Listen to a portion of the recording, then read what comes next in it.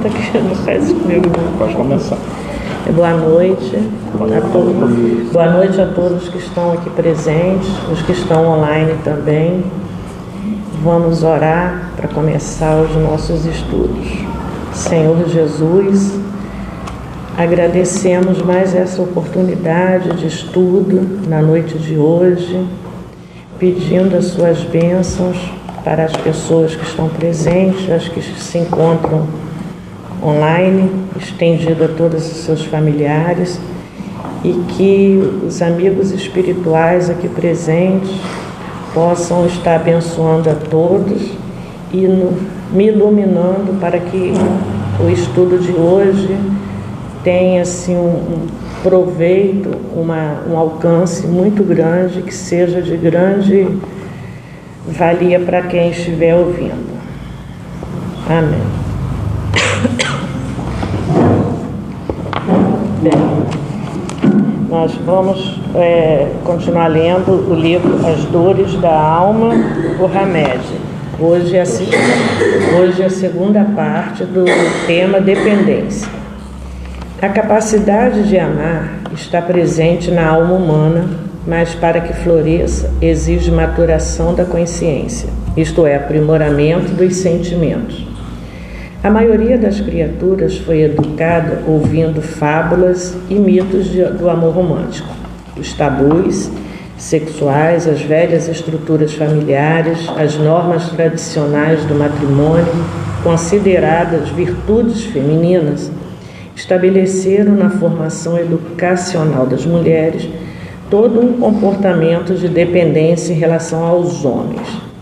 Elas centraram suas vidas em outros indivíduos, preocupadas em receber proteção e cuidados, e destruíram com o tempo suas vocações e aptidões mais íntimas. Aí aqui tem uma leitura da questão 817 do Livro dos Espíritos. São iguais perante Deus o homem e a mulher. Outorgou Deus a ambos a inteligência do bem e do mal e a faculdade de progredir. Muitos acreditaram que o amor seria somente despertado por uma varinha de condão ou por uma flecha de Cupido, que ao tocá-los acordasse das profundezas de seu consciente, um sentimento há muito tempo adormecido. Existem aqueles que, ingênuos, passam uma encarnação inteira esperando que essa dádiva mágica desabroche de repente entre a procura e a espera do ser amado, pagando desesperadamente qualquer preço. Na atualidade, muitos educadores, psicólogos, antropólogos e psiquiatras afirmam que a forma como usamos nossos sentimentos é uma resposta aprendida.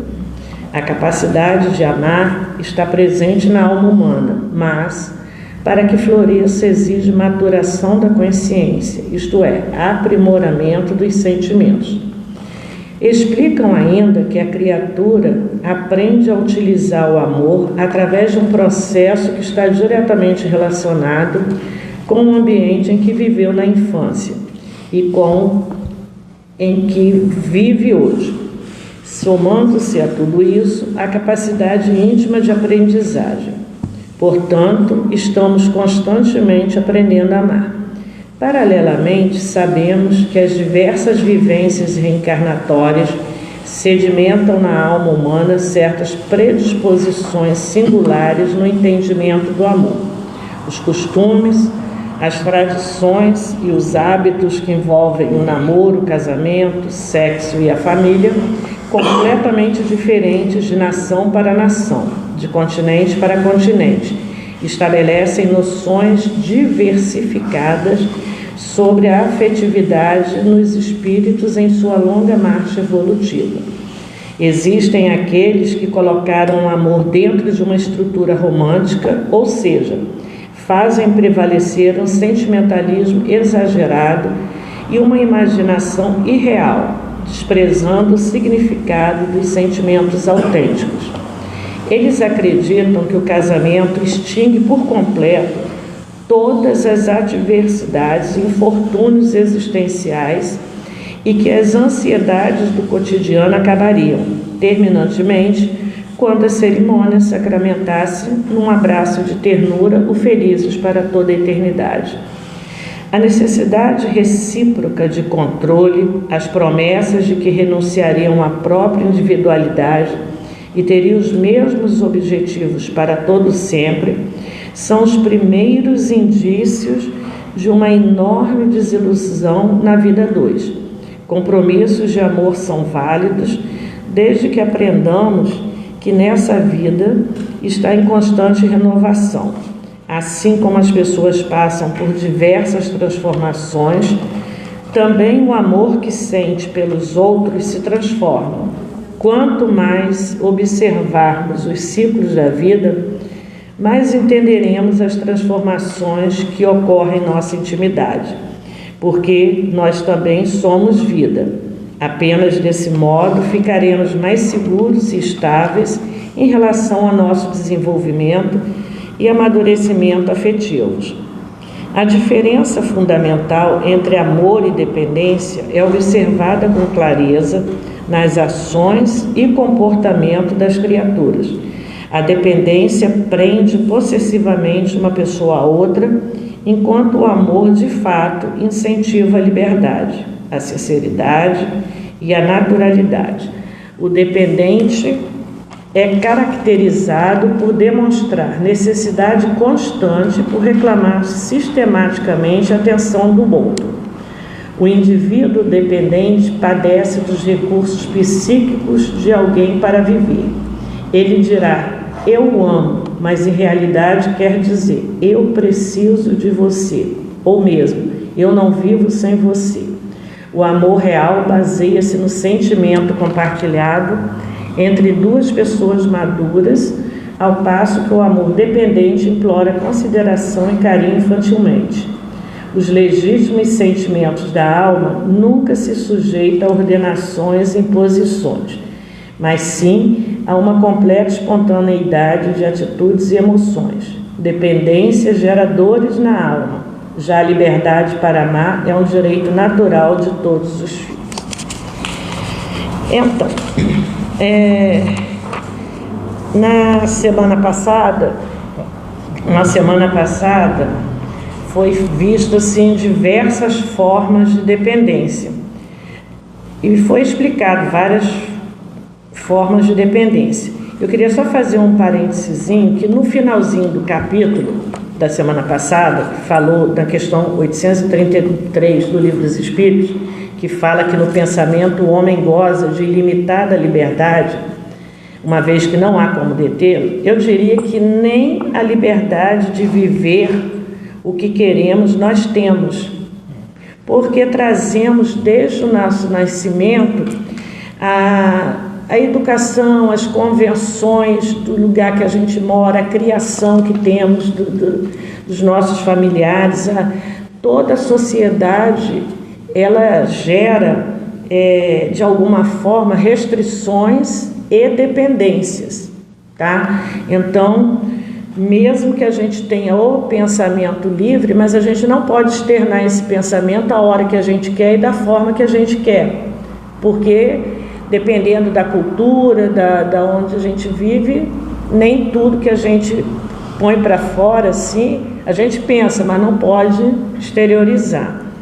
Então, o que acontece? Nesse capítulo, no estudo de hoje, a gente enfoca a dependência emocional, que essa dependência emocional, como foi dito aqui anteriormente, ela vem da criação que a gente tem, que antigamente as mulheres eram educadas para o casamento, para depender do companheiro, do homem, né? As mulheres não tinham vozes, elas não votavam, sem direitos. Sem direitos, não tinha direito a nada. Tem época que elas não podiam nem estudar, elas não podiam fazer uma faculdade, um estudo, então elas foram criadas totalmente para o lar. E a pessoa que é criada só para isso, ela acaba criando uma dependência da pessoa, do casamento. E Quer dizer, não é uma coisa boa, porque a liberdade é tão boa para a gente, nossa mãe. Então, isso tudo gerou muito problema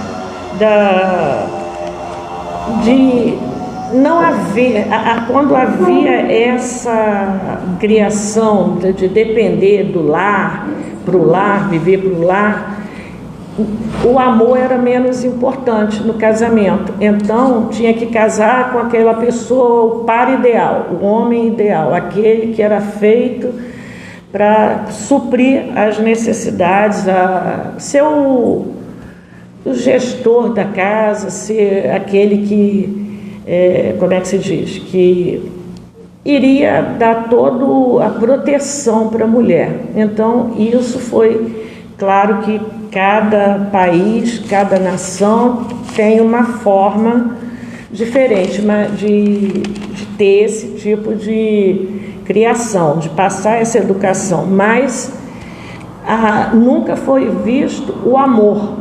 Então, aquela ali é a pessoa correta para casar, mas não importava se não gostava. Então, muitos casamentos foram realizados, os casamentos arranjados, né?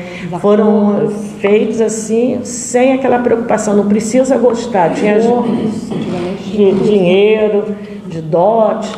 Às vezes a pessoa conhecia no dia do casamento também, às vezes nem conhecia a pessoa, então não criava um laço afetivo. E o que acontece? Isso foi criando nas mulheres, essa dependência, uma vontade de conhecer o amor.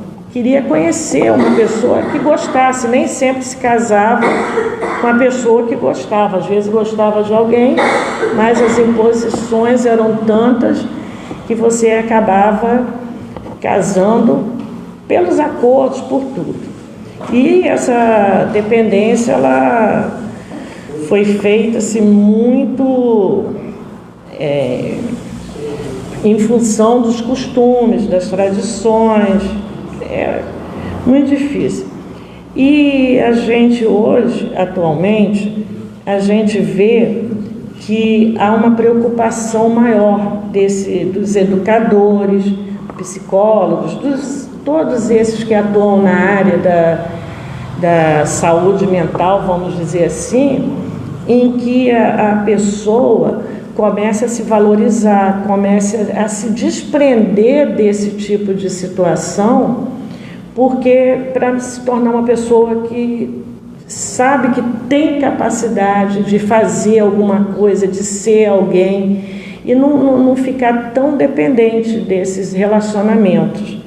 Aí, quer dizer, aqui diz assim: a capacidade de amar está presente na alma humana, mas para que floresça exige maturação da consciência. O que é isso? É o amadurecimento, é o autoconhecimento, é a vontade de se libertar, porque na realidade essa dependência emocional, ela é fruto da insegurança, falta de amor, de valorização de si próprio, excesso de controle também excesso de controle, medo de ficar sozinha. E a gente tem que... Isso tudo tem origem na criação que se teve. E pode também essas inseguranças vir de traumas, tanto da vida presente quanto de vidas passadas. Às vezes, aí é preciso todo um tratamento com psicanálise, psiquiatra, psicólogo, para saber a origem dessas inseguranças e tentar romper isso que acontece, né? O que eu estou com uma colinha aqui, mas quer dizer, a gente vê que quando a gente aprende a se conhecer, quando a gente aprende a se valorizar, quando a gente aprende a entender que esse amor não é esse amor romântico que a gente cria quando tem essa dependência, é um amor maduro, é um amor com liberdade, com respeito, com individualidade, a pessoa vai começando a se libertar dessa dependência. Porque a gente tem que entender que nós não dependemos do outro para ser feliz. Não sei se está muito taxativo, mas assim, a nossa evolução enquanto pessoa, enquanto espírito, ela é individual. Então eu não tenho que evoluir porque eu tenho que ter alguém na minha vida, eu tenho que ter um companheiro. E isso a gente vai aprendendo que esse relacionamento, para ele não ser um relacionamento de castração, de dependência, a gente tem que ir aprendendo a entender o que é esse amor, mas também a gente tem que aprender a se conhecer, a se valorizar, para poder não cair naquela situação de, por exemplo, um luto. Tem lutos, ou de companheiro, ou de filho, ou de pais, ou de amigos, que a pessoa é tão ligada, que depende tanto daquela presença, que quando você perde, é como se você perdesse um pedaço de você, você fica perdido e não sabe como lidar sozinha com a situação. Então não é só a questão, aqui enfatiza muito a mulher, mas tem casos de homens também que são dependentes de um relacionamento, de uma pessoa, que não consegue, se minha mulher morreu, não sei o que eu vou fazer. Tem pessoas que se matam, tem pessoas que definham em função de achar que perdendo aquela pessoa no luto, ela não existe, quando na realidade ela existe, só que ela não aprendeu a viver e saber como viver sozinha, sem a presença. Aí o que eu coloquei também aqui, que não é só essa questão do luto, é a questão também das separações. Tem pessoas que, quando há uma separação de um casamento, um relacionamento, elas ficam totalmente surtadas. Tem casos, eu acho que deve ser o caso também, tem pessoas que acabam se matando, porque não sabe viver sem aquela pessoa, e tem os casos extremos de pessoas, eu não quer viver comigo, então não vai viver com ninguém, e acaba matando. Também é uma dependência tão grande que a pessoa ela não consegue se ver seguindo em frente. Aqui no livro de Hamed ele fala assim: o indivíduo dependente ele padece dos recursos psíquicos de alguém para viver. Eu amo, mas em realidade quer dizer eu preciso de você. Isso não é amor. Essa dependência não é amor, porque a pessoa não aprendeu a se valorizar, a se amar para suprir essa falta que venha a ter, ou de um filho, um companheiro, ou de alguém que ele se sinta dependente. A Joana de Ângeles, ela nos livros dela, ela faz muita colocação do autoconhecimento. Ela sempre fala da necessidade do autoconhecimento. E Jesus também, Jesus disse: conhecereis a verdade e ela vos libertará. Quando a gente começa a entender que a gente começa a se conhecer, a nos perceber que nós podemos caminhar sem a necessidade daquela pessoa do lado, a gente vai se libertando dessa dependência. Mas a gente precisa ter primeiro, saber que nós somos capazes de caminhar. Nós temos que ter essa capacidade de reconhecer que nós podemos caminhar sem o outro.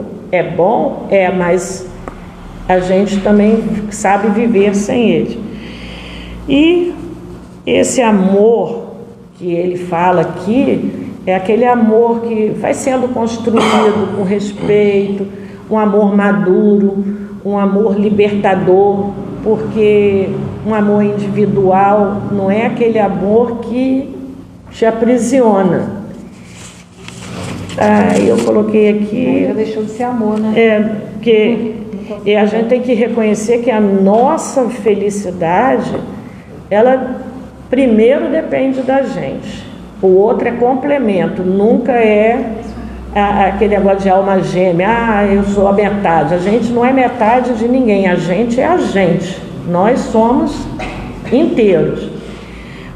Quando tem um para acrescentar, tudo bem, mas se não tiver, nós temos que fazer a nossa caminhada. E a partir daí é que a gente consegue se libertar dessa garra, dessa dependência emocional, tanto homem quanto mulher.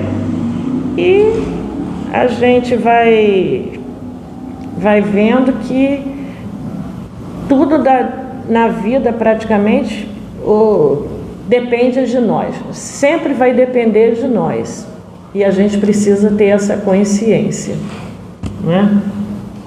Bom, vai continuar, não? Eu acho que eu já falei. Foi dentro do horário. Alguém quer falar alguma coisa? Alguém quer uma pergunta? Eu acho que eu estava mexendo agora aqui. Nós viemos caminho exatamente conversando sobre esse tema, sabe?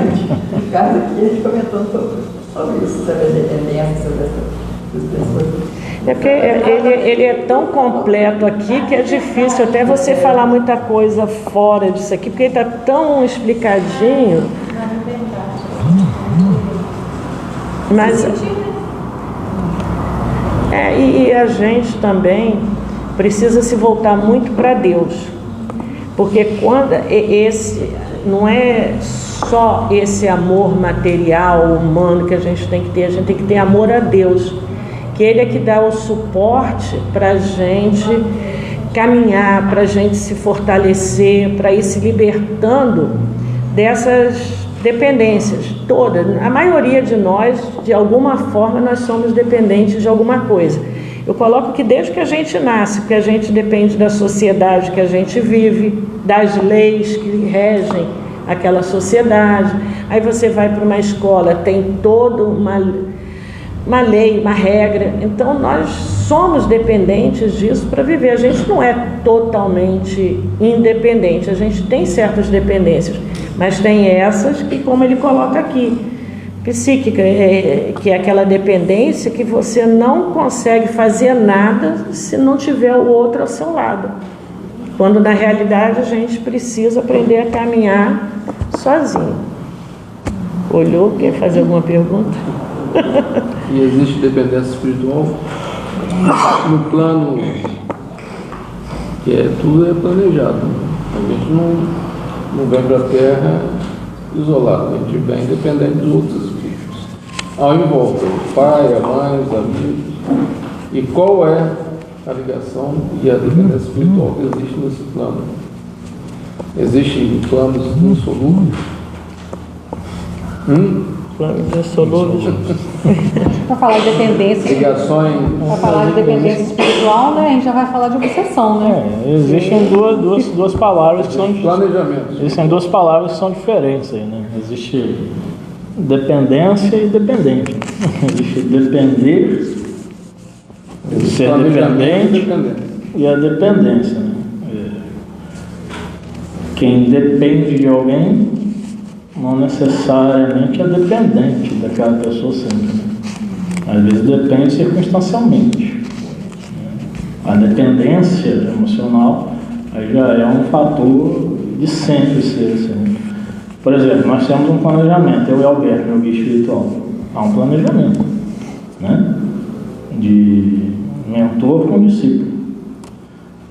Agora, eu não sou dependente dele, mas eu fico em determinadas circunstâncias sob sua proteção, na dependência. Aí é diferente.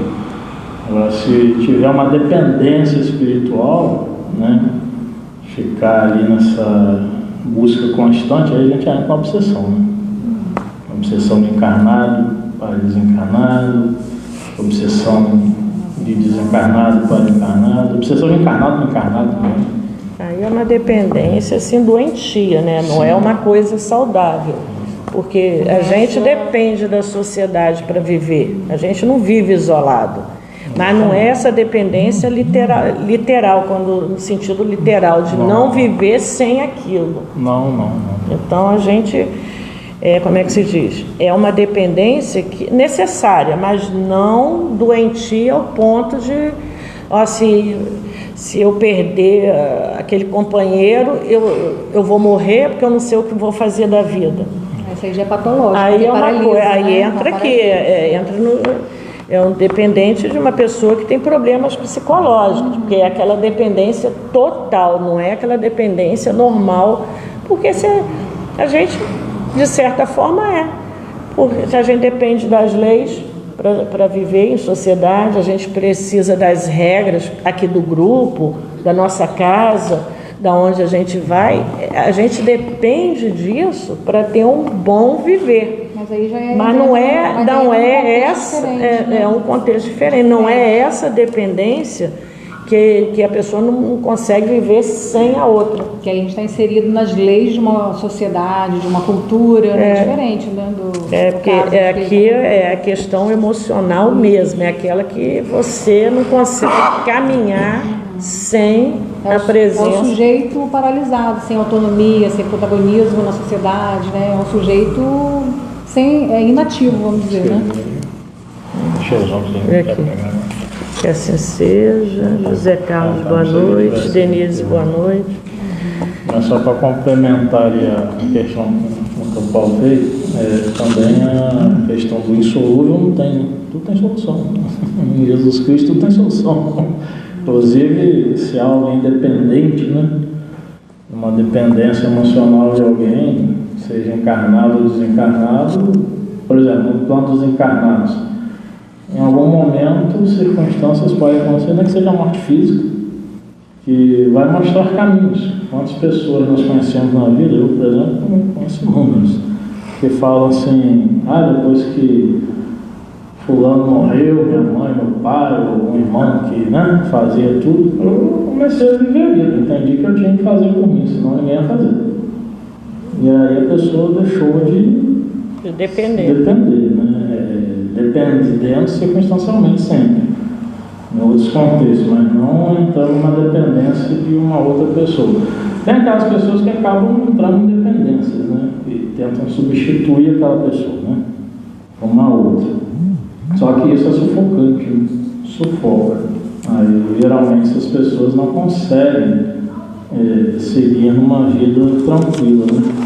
E isso tem a ver com a questão da felicidade, né? Quando a questão falou da felicidade, né, você buscar sozinho, lembrando do pai dos canais do Freud, ele tem uma frase que ele fala assim: a felicidade é um problema individual. E a evolução aqui também. Ninguém pode falar o contrário. E a evolução também, apesar de nós estarmos no coletivo, mas individualmente é que nós evoluímos, né? Por isso que essa questão me chamou a atenção, uma questão que falou da questão da alma gêmea, até interessante falar para vocês a origem, né, desse termo, vem de um mito, né? Um mito grego, onde haviam seres andrógenos, né?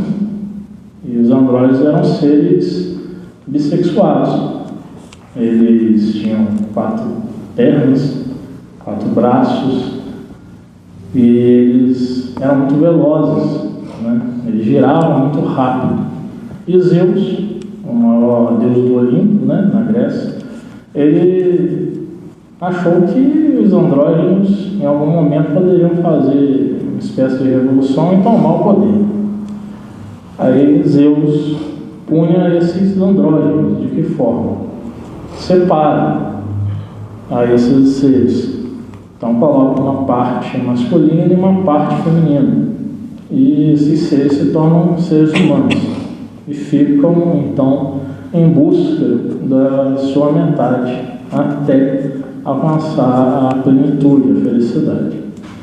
E aí, Kardec, na Revista Espírita, de 1858, quando vai entrevistar os espíritos Abelardo e Heloísa, tem um filme que conta a história deles, que é Em Nome de Deus.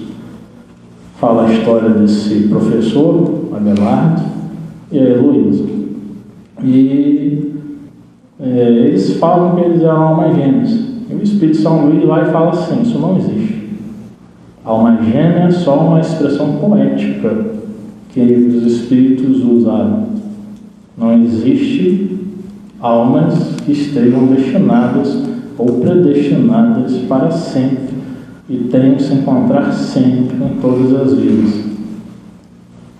E no Livro dos Espíritos, isso também é deixado claro: não existem metades eternas. Aí vem Leon Denis, no livro O Problema do Ser e do Destino da Dor, coloca a opinião dele. Leon Denis, um filósofo fantástico, livro que depois do Livro dos Espíritos nós inclusive vamos estudar aqui, mas ele coloca essa visão. Leon Denis tinha uma alma muito poética, de que existem chamadas almas irmãs, nada mais é do que o mesmo conceito de alma gêmea, de que essas almas irmãs estariam sempre se buscando, e a cada encarnação elas deveriam de se encontrar de alguma forma. Já vai de encontro, bate de frente com o que os espíritos superiores falaram a Allan Kardec. Isso não existe. Vem o Espírito Emmanuel, no livro O Consolador. Em determinada pergunta, Emmanuel fala de almas gêmeas. A Federação Espírita Brasileira entra em um debate com o Espírito Emmanuel. Olha, Kardec diz que isso não tem validade. Emmanuel vai e joga para mim uma saída pela tangente do Espírito, para não impor a sua opinião pessoal. Até porque Emmanuel tinha a seriedade de ter colocado para Chico e que tudo que ele falasse, que não estivesse de acordo com Jesus e com Kardec, era para ser deixado de lado. E aí ele fala assim: foi erro de filtragem do médium. Aí ele joga com o Chico. O médium filtrou errado. Porém, Emmanuel, mesmo falando isso, vai dizer que a teoria é mais complexa do que a gente imagina. Quer dizer, ele não está para se torcer nunca. Ele se mantém na opinião dele. Ele fala uma mensagem grande, mas ele se retifica não. Ele permanece com a opinião dele. Com todo respeito ao Emmanuel, então ficar com o Emmanuel e ficar com os espíritos superiores que responderam a Kardec, eu fico com o que os espíritos superiores falaram a Kardec. Obviamente, é mais racional, é mais lógico. Porque imagine, toda encarnação, eu não poder em momento nenhum ou viver uma vida de sofrimento imenso.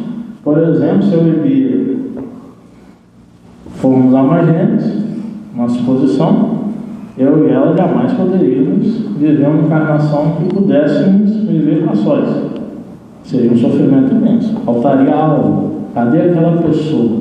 Isso vai totalmente de forma contrária ao que a própria Joana de Ângeles e outros espíritos colocam, o próprio Jesus. A plenitude não está no outro. A plenitude está em nossa comunhão com Deus. Não é o outro. O grande outro é Deus, não o ser humano. Então a gente precisa, nós enquanto espíritas, precisamos prestar bastante atenção nesse tipo de temática, que é uma temática sentimental, é uma temática emocional e que pode levar e leva a muitos casos de obsessões, por exemplo, em que espíritos falam que fulano deve ficar participando, fulano deve se juntar, fulano. porque são almas afins, são almas gêmeas, são almas irmãs. Isso é um problema seríssimo, né? E é destoante dos ensinamentos espíritas. Só para você, irmão. E assim, após esses esclarecimentos todos, vamos pedindo a Jesus, agradecendo os estudos, os esclarecimentos, pedindo aos amigos espirituais que vão olhando por cada um de nós médiuns, para que possamos dar assistência nessa segunda parte do trabalho, que são os passes. Que Ele nos proteja e que nos dê condições de passar os fluidos benéficos para aqueles que vão estar ali no tratamento. Que Jesus abençoe a nós todos, mais uma vez agradecido pelo estudo, e que tenhamos uma semana e uns momentos de muita luz e muita paz para nós e no nosso planeta também. Que assim seja.